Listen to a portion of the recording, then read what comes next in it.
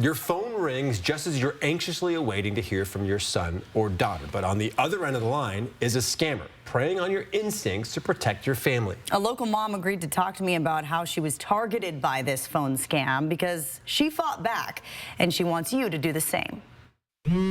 Threatening phone calls. Not we send you a text. You're giving real scam vibes now. Or voicemails. This is a time-sensitive matter for you. We all get calls like these now, but are you trained to spot a scammer? And I said, whoa, whoa, whoa, what is this for? This local mom says she almost lost over $1,000, but stopped when she felt something off. We're protecting her identity because her daughter had just been arrested. So then I got a call, and I'm like, I'm waiting for this call. It said private number, so I'm thinking, it's the police department. Credit card in hand, she says she almost paid the man, claiming to be Sergeant Young with the Spokane County Sheriff's Department. But then she started asking questions. Is there a portal? Is there a website? You know, I'd prefer to be able to go and read about where this money's going to go. And then he would start the spiel all over. That spiel, she says, almost sounded scripted. But then he came around to the money again. He said, you can choose your platform, Venmo, PayPal, emphasizing, you want your kid back? You need to give us some money.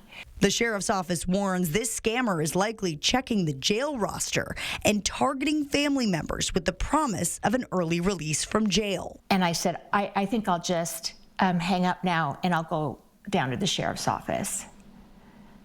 And I never heard from that person again.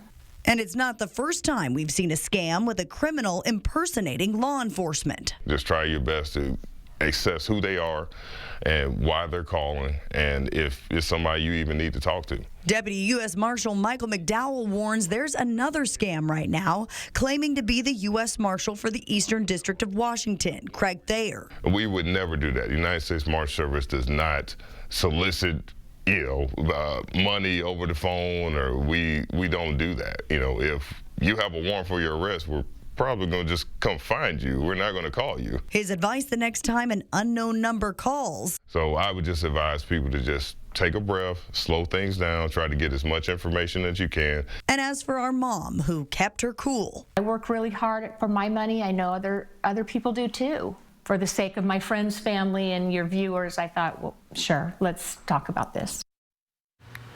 And her plan to go down to the sheriff's office in person is really a great tip for all of us, because law enforcement says that they're not going to collect payment from you over the phone. And the good thing here is she didn't lose her money, but Derek, you and I have both reported on scams where people have lost thousands of dollars. Well, and how close was she though, right? She said she had her credit card out ready to do it. It was almost a year ago that I did a story on a woman that lost $350,000 in a cryptocurrency scam, basically her entire life savings. So this is happening, and it's happening often to local people. And it's happening to all age groups, and the important part is to talk to your family members, share these scams with them. This local woman told me she had heard about a few other scams like the toll scam, and so that helped, Maybe that's what tipped her trigger, off there. right, thinking about those and maybe not trusting everybody who calls you.